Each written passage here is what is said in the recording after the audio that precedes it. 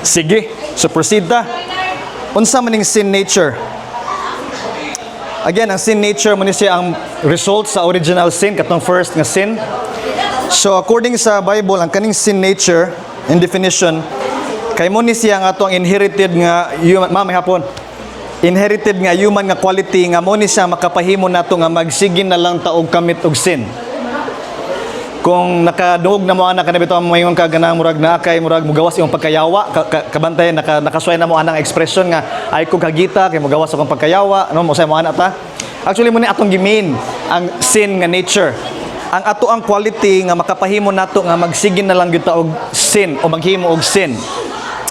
Now according sa Bible, Genesis chapter 6 verse 5, the Lord saw that the people on the earth were very evil. He saw that they thought only about evil things all the time.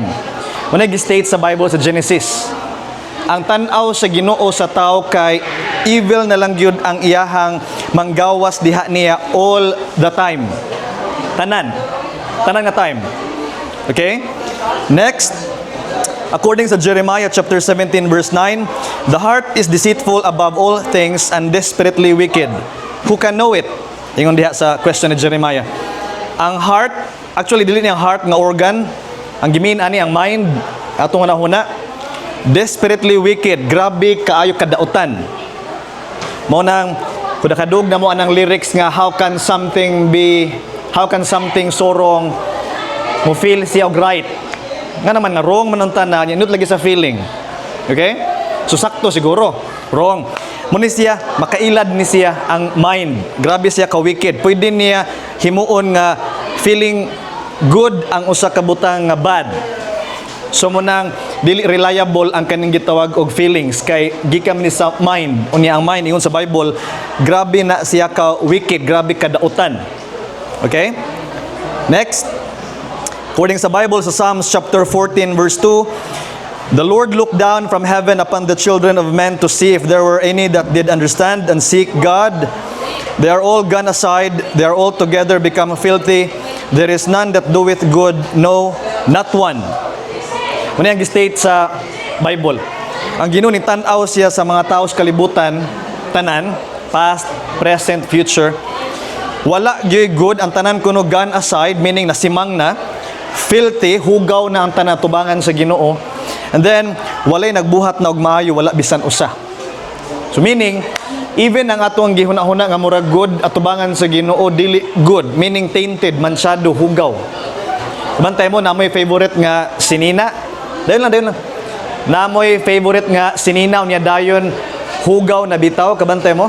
Nindot unta siya pero makayon ka digid madawat. Mo ni ang appearance nato atubangan sa Ginoo.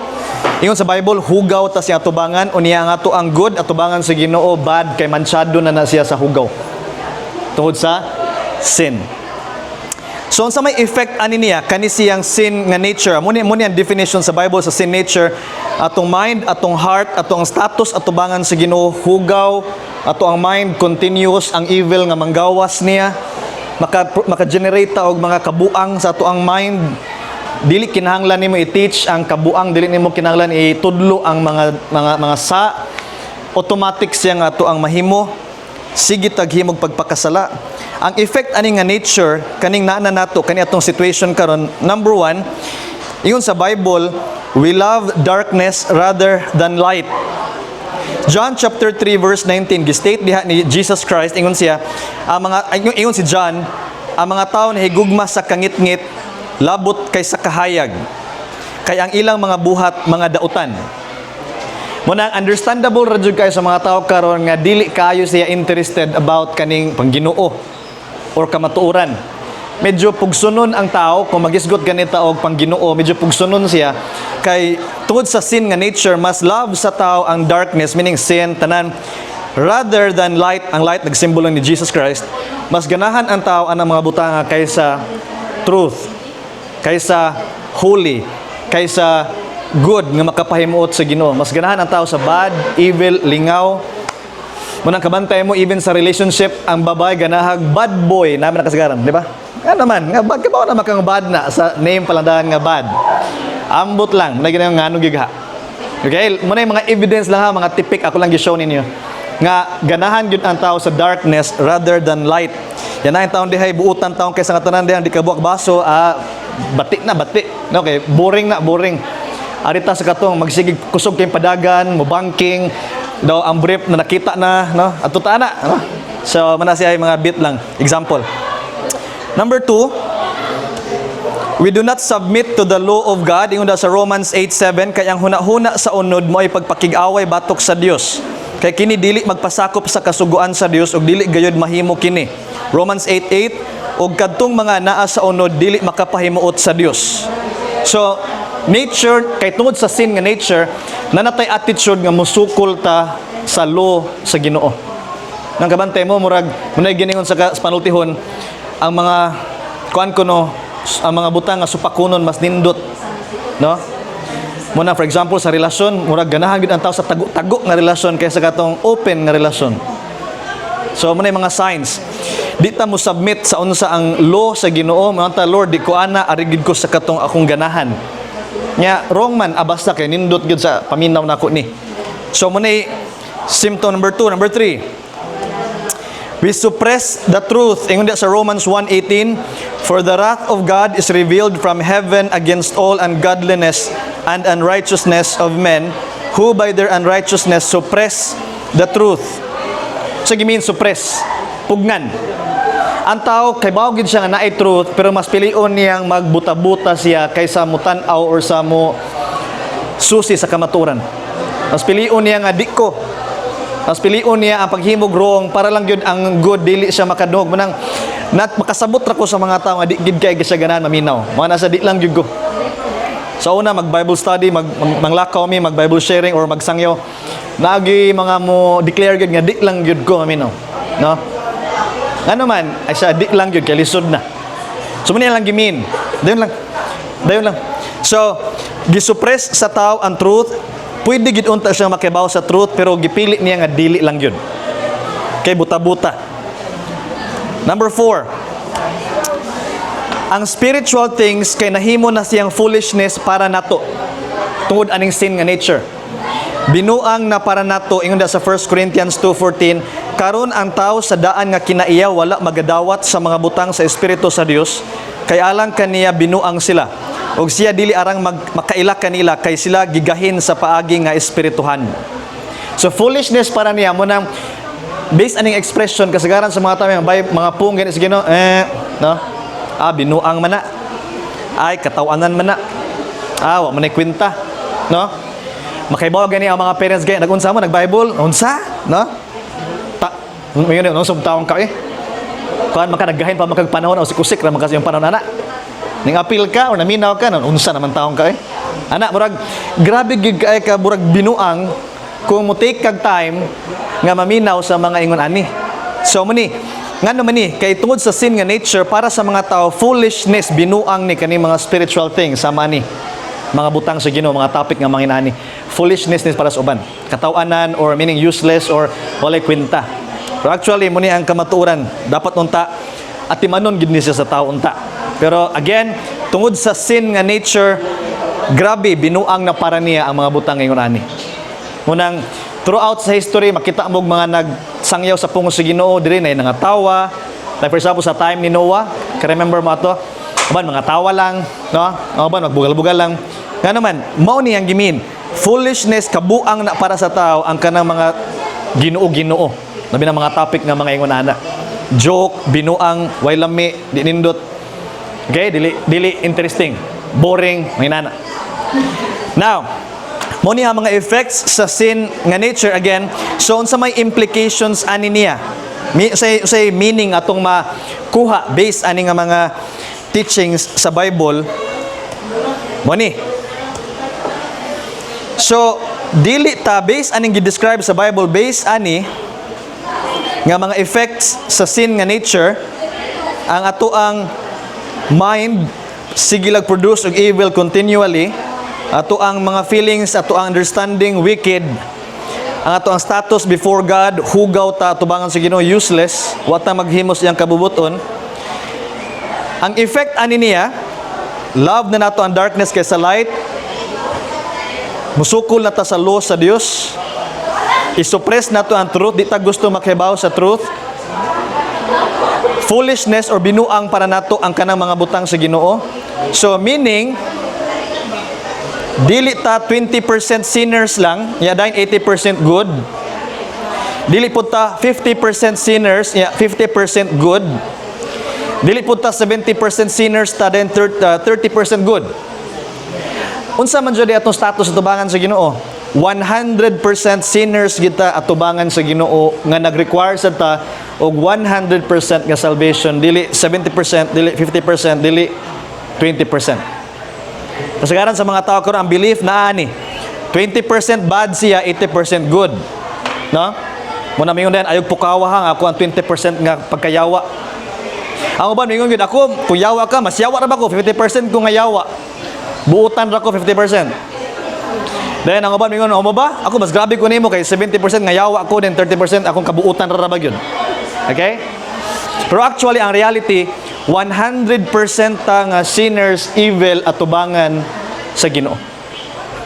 So medyo shocking ni sa uban nga mo ba? Nga gyud ta ka makasasala 100% gyud ta. Oo, 100% nga makasasala ngayon sa Bible. Dili ta madawat atubangan gid sa Ginoo, dili ta makasud sa gingharian sa langit, dili ta worthy niya.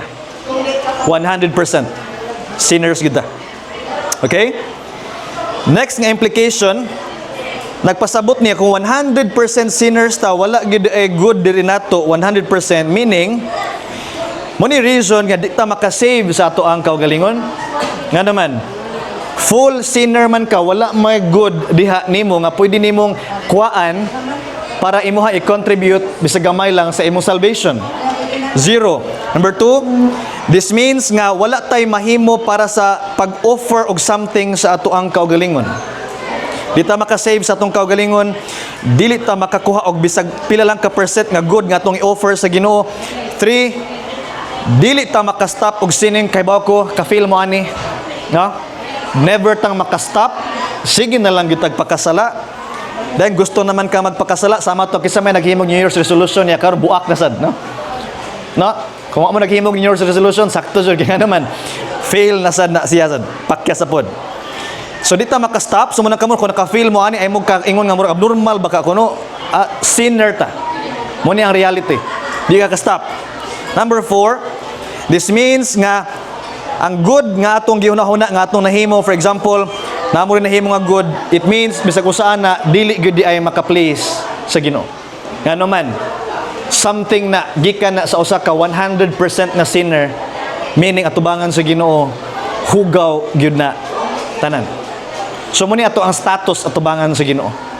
Okay? Solution. Kung muni atong status atubangan sa Ginoo, unsay solution ani?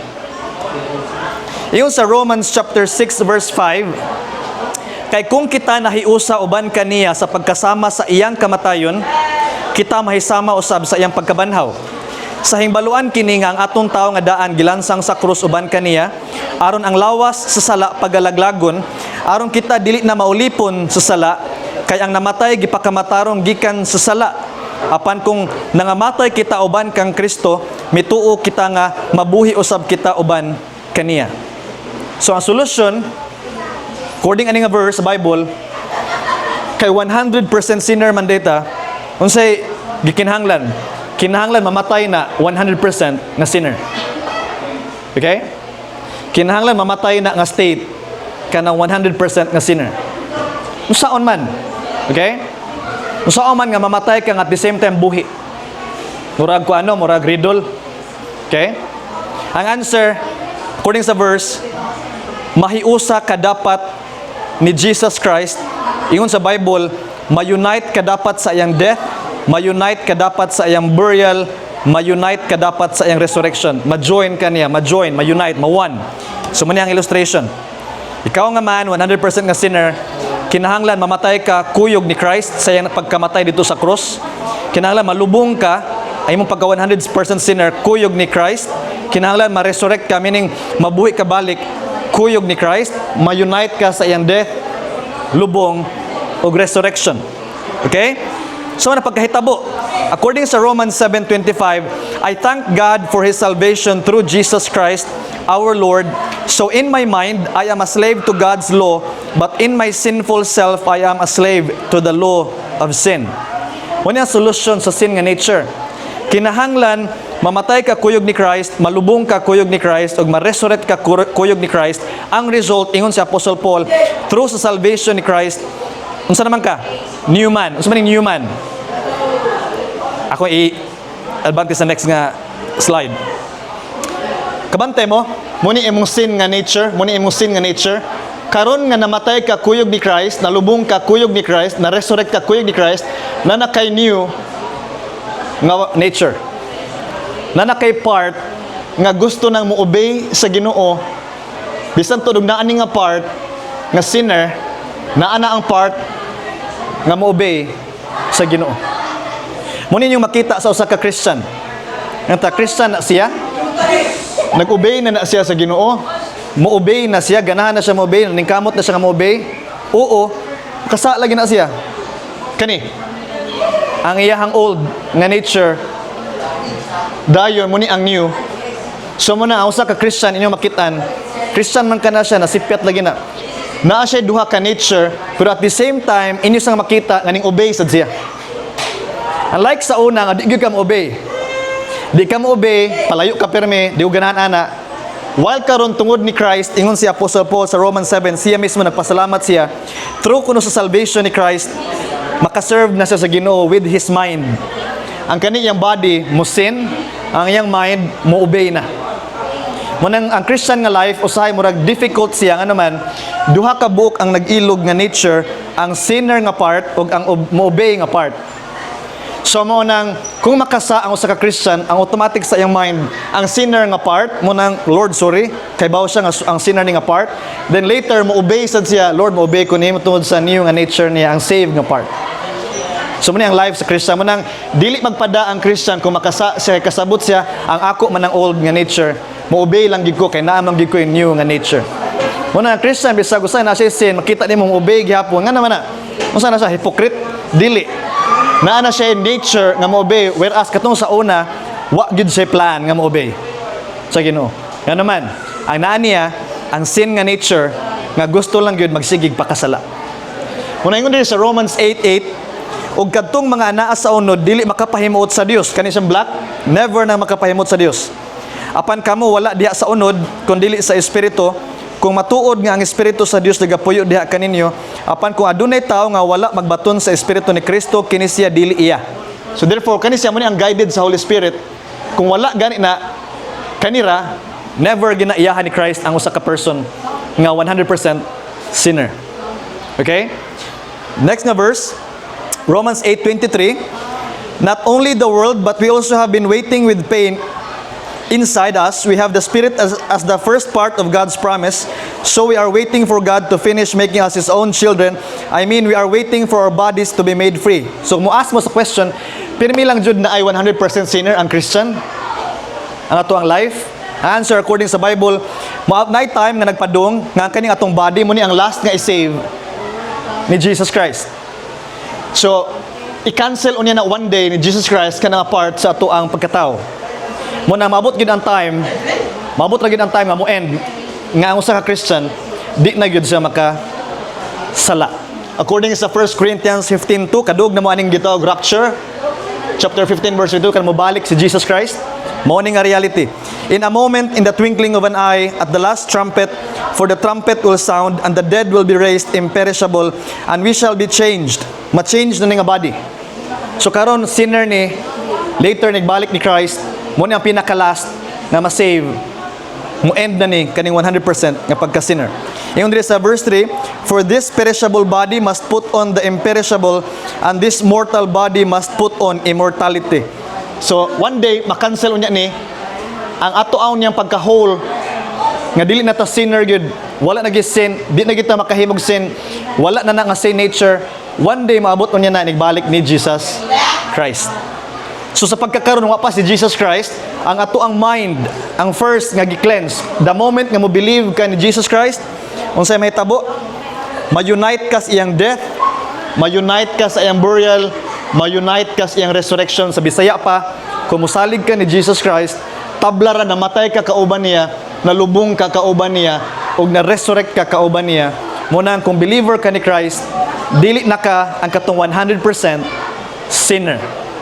Unsa na de ka? New man nga naanay mind nga gusto na nga mo please sa Ginoo. Muna ang usahay mag-struggle ang Christian ning believe naman ko ni Christ ni nakasa palagi ko. Tungod na ani. So therefore barog bangon balik ayo pagpadaan ni obey, follow sa Holy Spirit. Pwede na imong mahimo kay dili na ka katong 100% sinner. Unsa namang deka? New nga man, new nga person na ka, na kay capacity nga mo-obey ni Jesus Christ. Now, pugnan ko. For example, pugnan sa parents, pugnan sa kuan, di na sila ka wagtang ani nga fact nga new nakasusulod. So again, so may pwede nimo mahimo sa inyong hambay, pwede nimo i-nurture na nga faith, basa sa imong Bible, pray, kung na ay chance, share sa gospel sa uban nga wala pa makadungog ani. Okay? Why makapugong nimo ana nga naman mo na ganun free man ka nga tao, new nga man, pwede kang prisuhon like sa mga Christian sa una gipampriso, pero never nakastop sila sa ilahang new nga person. For example, si Peter gipriso, nagpray lang gyapon sud sa prisuhan. Si Paul na priso, nagsangyaw gyapon sa gospel sa mga kauban nga mga piniriso. So di siya ma-stop ang obedience ni Christ bisan pagpugnan ka, kay even sa inyo ha mo obey man gyapon ka ni Christ. The pastor sir nakasa na sad ko, kaya nakasala sa ko. Again, ang imo ng old nga nature, move on dayon, ayo paglangan, follow sa imong new. Okay? So mo ni siya ang truth about sin nga nature. Sabtan ra? Walay question? Pwede makadungog na mo na learn? Pwede ko makadungog feedback? Dahil Eliza, usay mo na learn imong gamay lang. Na-realize na ako kanang ganana ka mong bago ganana ka mong pay pero pagbuhat niya ako dito na ako na-realize after kanang buwan na model na kanang buwan tungod dahil sa sin nature na kanang buwan gananay ka kung ang human mo ganana kung please ako sa lingaw niya dayon naapatay ka ng mga motel di mo katungod sa katungod na rin kanang percent niya one sin ito na ako na-realize. Okay. So manahay mo kalimot kani nga body ang katuning 100% nga sinner, pero salamat ni Jesus Christ tungod sa salvation sa ato ang isod, atong mind dili na ka ang 100% nga sinner. Mo na mo feel mo sin kani makahimo mo sin tungod ani nga body, feelings, emotions tanan, pero imo mind pwede gid mo push nga mo-obey ni Jesus Christ. Okay? So, mo ni ang topic about sin nga nature. Nakay i-add dai Christine? Gamay lang nga learning nimo or gamay nga kanang nasabtan?